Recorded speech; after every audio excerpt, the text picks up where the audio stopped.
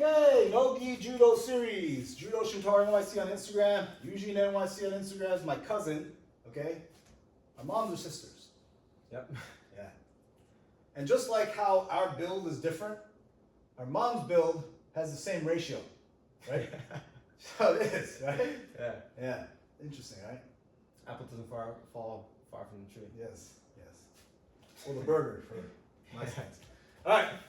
So we're going to look at the headlock Koshi guruma in no-gi setting in a judo thing. And I can't stress this enough, right? It's not a direct translation.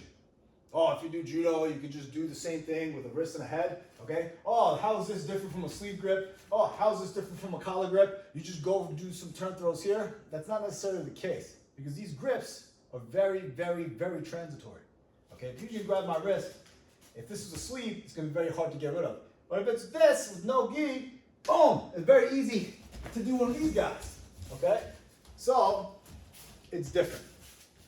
Okay, that being said, I'm going to show you a Koshi guruma in sort of a very wrestling or no-gi setting, sort of a common lock-up position, right? It's called the collar tie. And generally, when you do the collar tie, it's forehead to forehead, right? He has my head, I have his head, then I have this hand, and he has his hand. Okay, maybe you have the tricep, maybe you're working for the inside, but this is called the collar tie.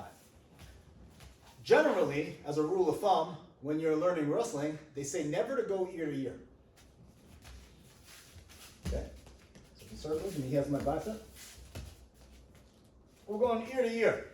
And that's never a good position because you're locked up with no advantage, and then you're blocking each other out from shooting. We're locked up ear to ear.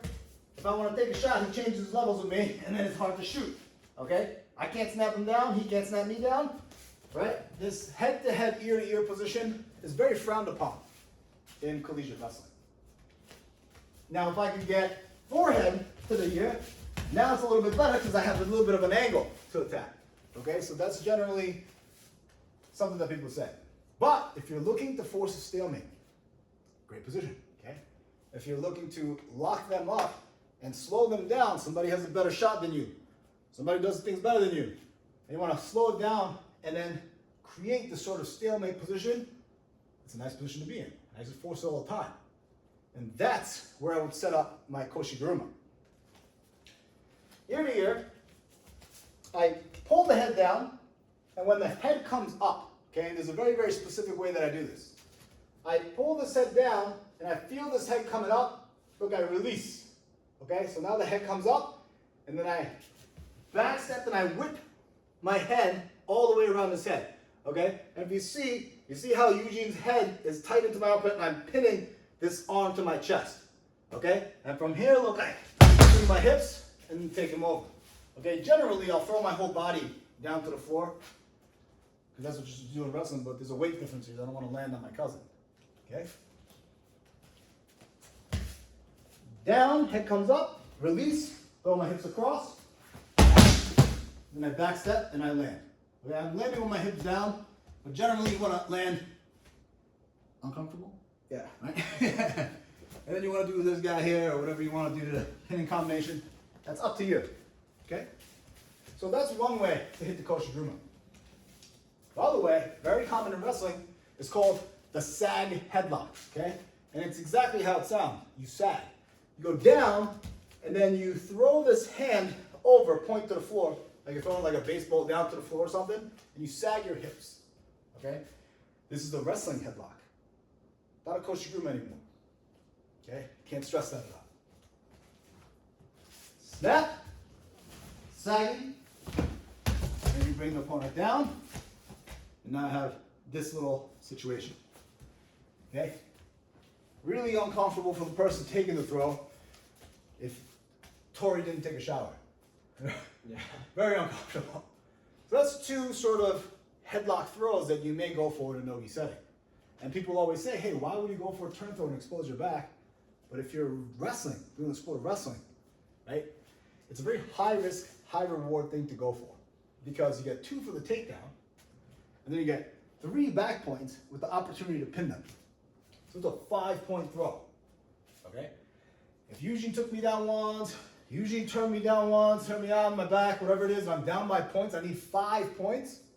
Or if I need to pin my opponent to secure the victory, this is something that I would definitely consider going for, right? I would usually just used to go for it right off the bat. Even though my coach would say, hey, take him down with a double first, go for the high C. And I was just like, hey, and just trying to force this position, and then trying to throw my hips across. That was very common. I didn't know any better back then. You know, sorry, Coach Fultman. Sorry, Bob Gadenzi. Sorry, Corey Lucci. Sorry, Coach Soto. All you guys. But this is something to be known, you know, to have in your back pocket. And if you do judo, it's a pretty similar transition. Okay, it's not identical, but your hip positioning is very similar. Your footwork is very similar, and the off balance is very similar. Okay, guy has to be going forward. Okay? If Eugene's upright and backing away, it's going to be very difficult to go for, you know, a Koshi guruma, right? So conceptually, it's very similar. But some of these minor details that make a difference between gi and no gi, that's what's going to really make the difference, right? You saw a judo-ish Koshi guruma, headlock and no gi, and you saw a very traditional wrestling Sag Headlock throw, which is kind of like Koshi guruma too. And that should answer some of your questions about how to do a turn throw in wrestling. And that should also address the question, why would you ever go for a turn throw in wrestling? 5 points. Or if you have a judo background. Yeah, you have a judo background, right? Think about it. You get awarded 2 points for the takedown. Shoot high C, grind it out, take the double bump, sit and go, 2 points. And if you're doing collegiate, they get back up to their feet, they get 1, you have a 1 point lead for all that.